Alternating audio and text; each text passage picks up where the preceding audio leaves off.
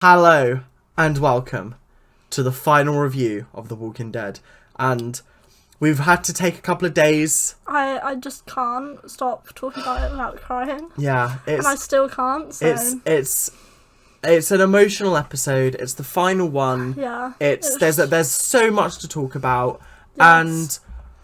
and we've had a busy week, yeah. and we've struggled to sort of get together because every time we're like, oh, we should do it, one of us goes, like... no, we're not ready, so yeah, where do we want to start? Should we start at the beginning? Because it was a dramatic episode. Let me get up my notes for it. I have notes. You have notes as well? Yeah. I have a full page and a half of notes. Oh, okay. So I have like add-ons. So the episode started with Daryl taking Judith to the hospital, right? Yeah. So it was Yeah.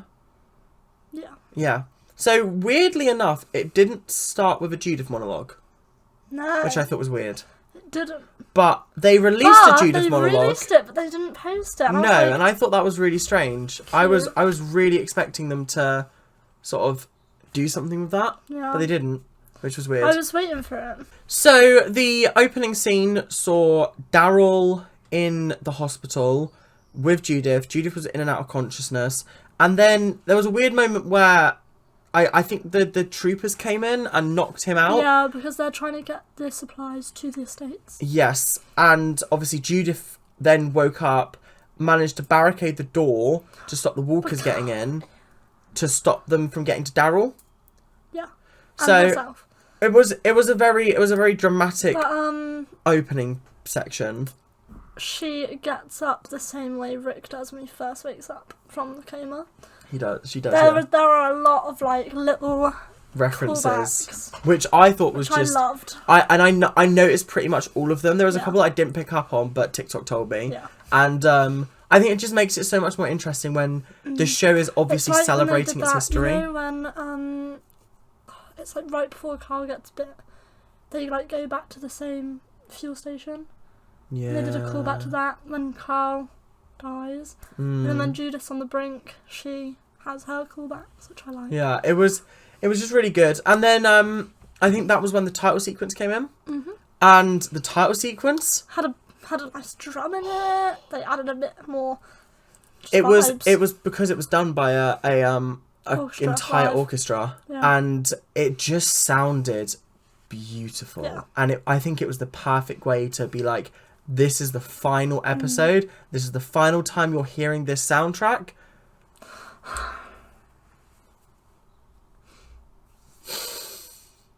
And it was just emotional because it told us that this is going to be an epic fight. And then we went back to the people fighting the walkers. Epic fight. Yeah. And it was a pretty cool fight. There was some nice walker kills. Jules was taken down almost instantly, which didn't surprise me at all. I'm surprised she didn't die in the previous episode. Yeah. But she died here, so that's fine. And then there was a lot of fuss. Yeah. Over a certain picture that got leaked by AMC. Yeah. Not leaked, but it got put out as a promo photo, and it was because it had Luke in the background lying on the floor, and everyone assumed that was him dead. Yeah. But it wasn't. Oh no. It wasn't. So much worse. It was a lot worse. So much worse. So at that point they were fighting off the walkers, and he'd been bitten. That's why he was on the floor. And that's why he was on the floor. And then did they chop it off there, or did they chopped it off at the hospital? So they went to the hospital where Judith was. Judith was lying in the bed. Daryl was like doing blood transfusion. No, he wasn't. Yeah, he was. Daryl was knocked out. No, he not woke at the. up to Carol. Oh fuck! Yes. So they made it to the hospital, and then they had to barricade themselves in, but then they broke through, and then I don't remember how they managed. No, you've missed. Oh, have I missed? Have I jumped forward? He wakes up in the hospital. Daryl took Connie. Yeah, and then he starts blood transfusing. He's got the head. He's got his leg chopped off. Yeah, this is Luke, right, yeah. That's when they start doing the blood transfusion. Right, so Luke dies, and I've got to say... That was really emotional. It was really emotional. Yeah. Connie, Magna, Yumiko, and Kelly had just such a beautiful moment with Luke. And I knew Luke was going to die, because obviously everyone had been saying it for the last week. So I had the feeling he was going to die. Yeah. But then he took his harmonica out of the pocket and said one of the... I think it was Yumiko said one of the cutest lines of all time. And it was just, "We'll keep the music alive for you." I think I wrote it down here. Yeah, we'll keep the music alive. Signing it, but she's saying it because Luke is like... Oh, okay. So Connie was saying it, but Yumiko was translating it. That makes sense. And then obviously he died. What's that girl's name? Kelly? No. Magna? Yep. She has to take the knife to Luke, which I thought was really good, because when I first met that group, I thought it was them two that were a bit closer. Yeah.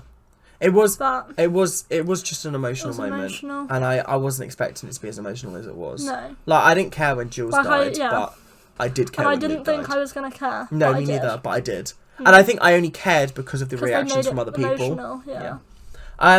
So then there's some blood transfusions going on, and then the walkers break into the hospital, and that's when he leaves. No, before the blood transfusion starts. Is it before? No. What happens? Yeah, No? No. Am I on the right track? Yeah. Okay, cool. So the walkers break in, and Daryl leaves the room and barricades the room with a hospital bed. Like Shane. Just like Shane did in that season 2 episode. Yeah. And I was loving it. I know that scene. I genuinely thought that he was going to leave her. That's what I thought. Leave. And then come back. But then he came back and got her when they were forced to retreat, which I thought was fine. Yeah. And then there was a really dramatic moment when they were like running with the hospital bed, slashing the walkers. I also have to say that the walkers got in with a rock walker. Yes, just like they did in episode 2. Yeah. Yep, I noticed that. That was another really cool callback. I like that. And I think it brought the story full circle, and it allowed us to see, the variant walkers are what we saw in season 1. Yeah. But then we didn't see them again for ages because obviously showrunners. But then they brought them back to sort of explain it away, so it wasn't so much of a plot hole. Yeah. Which I thought was quite good. So where am I at now? So they're leaving the hospital. So, whilst he was blood transfusing, I just wanted to mention this. He mentioned Merle. Oh, yeah, he did. And he said, Merle used to make me sell my blood for money or something like that. And just the mention of Merle's name They mentioned a lot of characters this episode. They did. I was like, they actually did. But we've missed a bit, because before they leave, Judith wakes up while she's having the blood transfusion done. Yeah. Before Daryl takes out his arm, and she says... Am I dying? Am I dying? I can't die. Mum's gone to find Dad and we're going to be a family. I was crying. I was in tears. I was in tears. I was not And then that's happy. when Daryl finds out why Michonne left.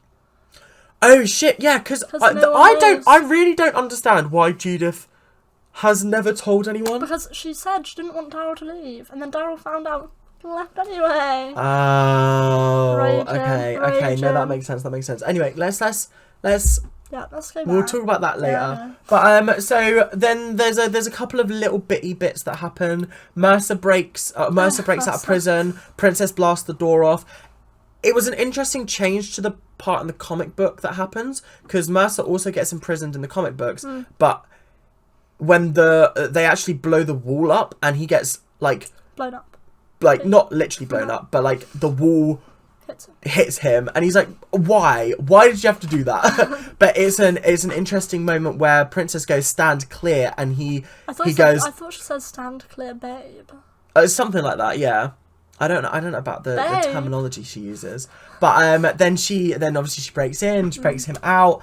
Then they're stocking up at like the depot place with all the cars, and then Lydia and Aaron come out of the walker herd. And then they almost got shot. I was like, I thought that was it. Right, because I saw them walk and no one else had seen it, and I went, Aaron! And then Kelly pulled a gun on them, and I was like, no. It was dramatic. But then the entire time I sat there and I was like, where are Jerry and Ezekiel? Not Ezekiel, Elijah.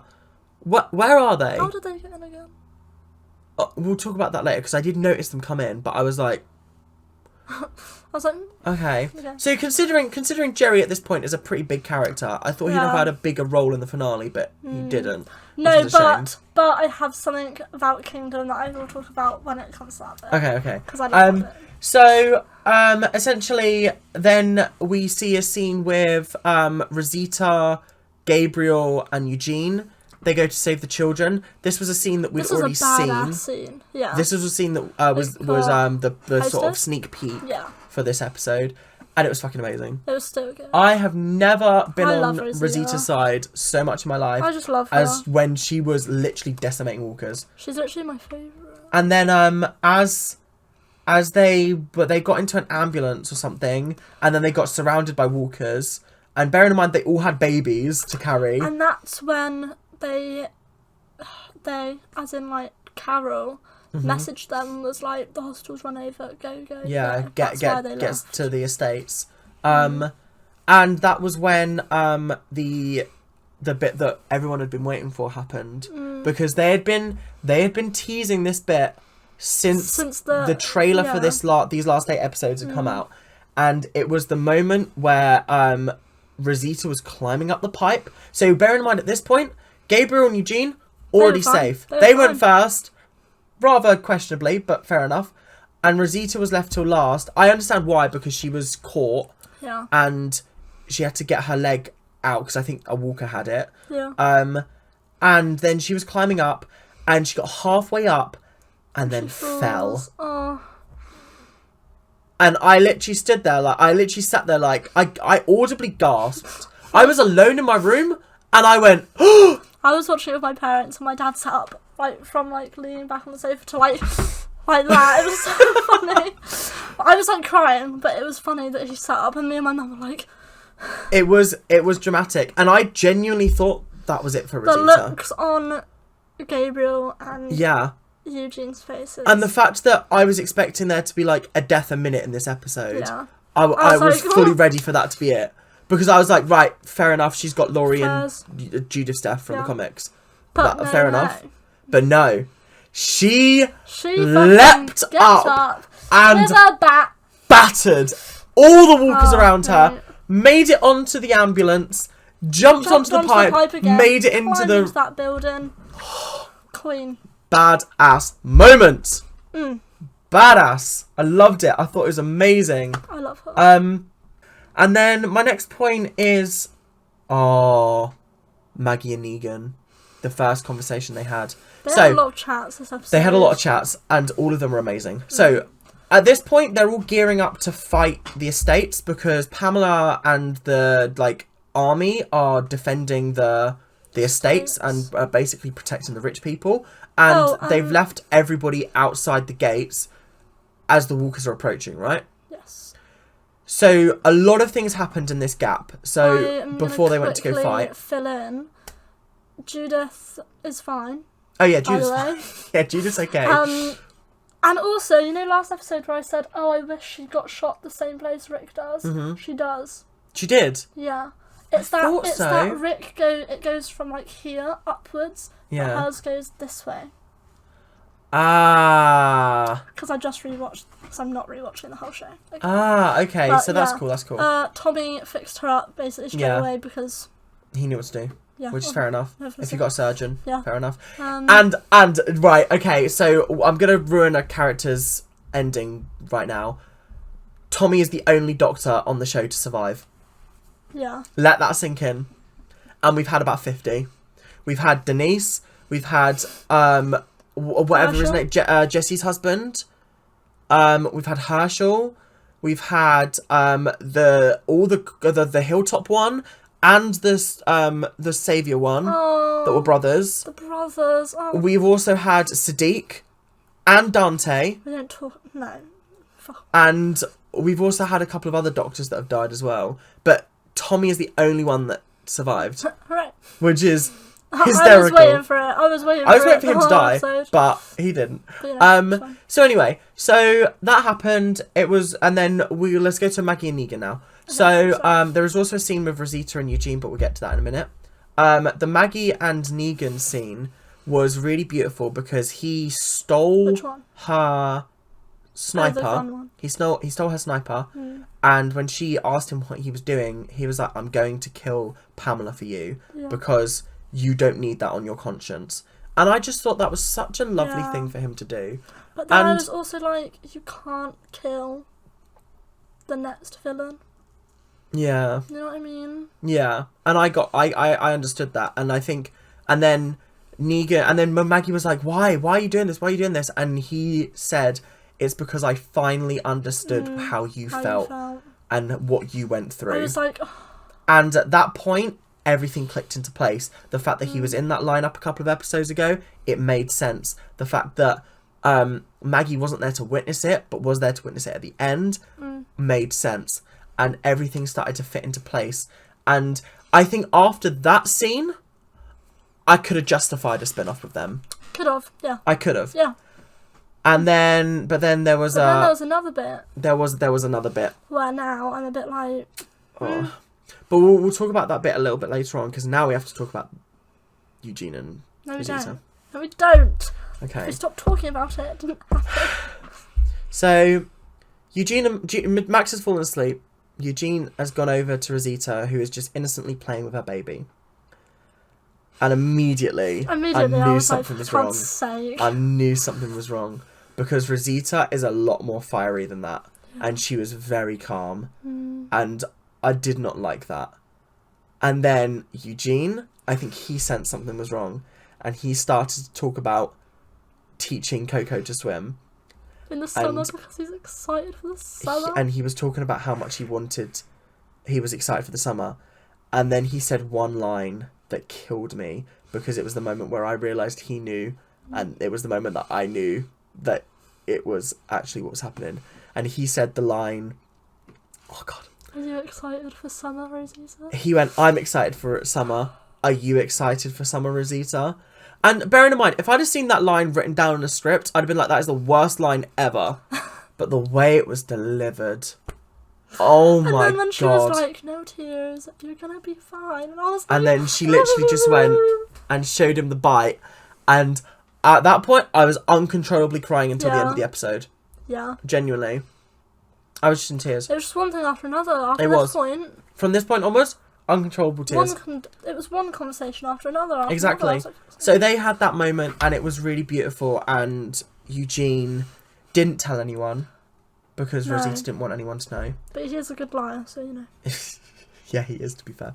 And then the final battle happened, and it was really weird. Oh, no, there was a moment where Ezekiel was like, we should stay and fight, and that was quite cool, and I was happy with that. Oh, yeah. Also, right, now I'm coming to say my part.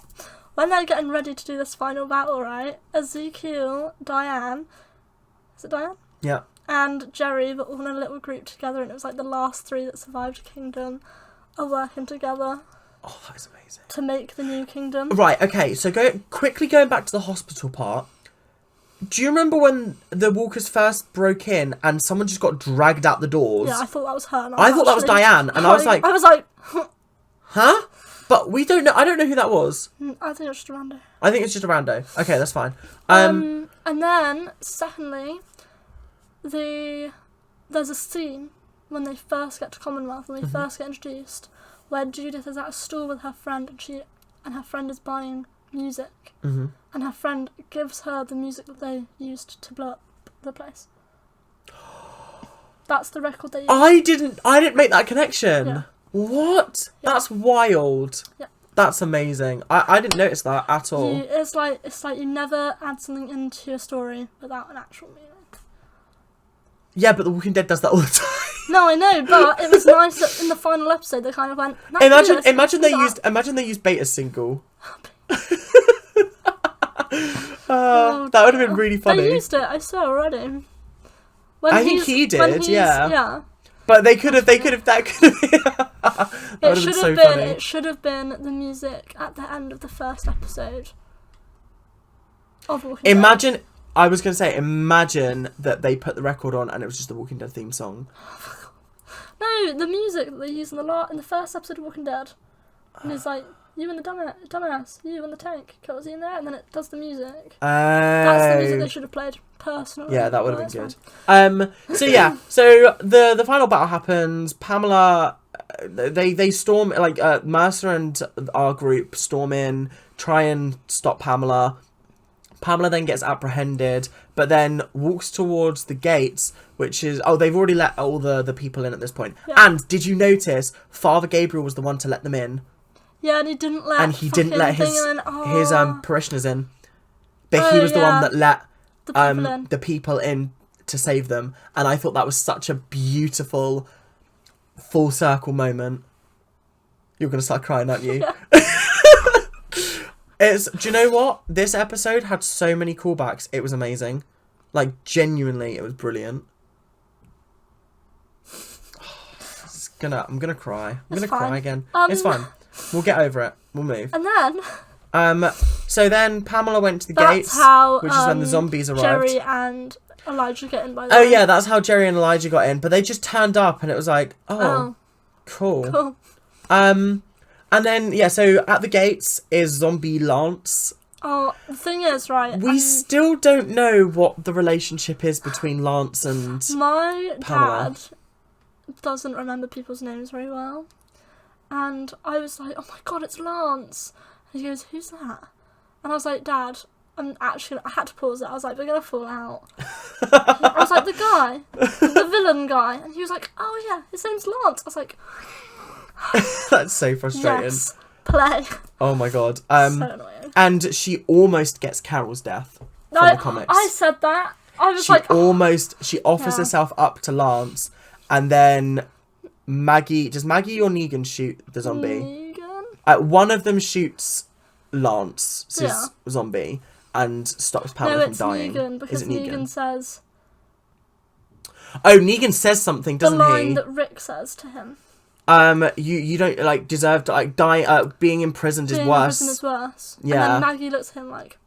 You'd know. Yeah. So yeah, there's that moment. That was really nice. Yeah. And then it's time to destroy the walkers. Oh. No, destroy the walkers. Yeah. So I'll admit, at this point in the episode... very much a Fear the Walking Dead plotline is what I'm going to say. Yeah. But... I really enjoyed the journey. It was actually really entertaining. Quickly throwing back before they blow everything up. Mm-hmm. Elijah and Jerry make it back. Mm-hmm. Jerry starts going, "Where's my Bela? Where's my Bela? Where's my Bela?" And they're like, "She's safe at Alexandria." Alexandria. And he's like, "Oh, okay." And then Elijah and Lydia have a reunite. That's really like, cute. Yeah. So also we still don't know what's happened to Oceanside at this point. We haven't said the line. What line? We haven't found out what happened to Oceanside. Honestly, Oceanside was the biggest waste of time in the world. Daryl says, "We are not the Walking Dead." He does. So Pamela's like off on one, and he goes, "No, we're not the Walking Dead." Yeah. And it's the same thing he said to Rick all them years ago. No, it's not. Yeah, it is. Because Rick says we're the Walking Dead, and Daryl goes, "No, we're not the Walking Dead." That was the conversation they had in the barn just before they have to hold the door back. Do you not remember that? No. Okay, hold on. So Daryl doesn't say we're not the Walking Dead. He just says we're not them in response to Rick saying we are the Walking Dead. So that's where I was getting a little bit mixed up. But yeah, so that's that really big moment. Right, let me explain this Fear the Walking Dead plotline to you. So their plan was really dreadful. It was so bad. It was horrendous, and I don't know how it worked, but I did enjoy watching it work. So basically their idea was to draw the walkers towards the estates. Draw them in. They got all the fuel from the Commonwealth and rigged it all up, put it into the sewers, everything. And then once the record player ended, they were drawing music. They were drawing the walkers in by music. Once the music ended, an ignition would start and light the fuel, and the entire place went boom. And it was a very, very cool CGI moment, and it was very nice to see like the walkers melt away. I thought that was really cool. It was really cool. That was cool. But it was just a little bit like, how did that work? I just don't want to think about it too much. I don't want to think, because if I think about it too much, I'll pick too many holes in it. Yeah. And it's the weak part of an otherwise very strong episode. Yeah. And it's such a shame because everything that comes before it is So fucking good. strong. And everything comes after it is so good. So wow. it's just a moment where Walking Dead becomes a little bit like Fear the Walking Dead. Yeah.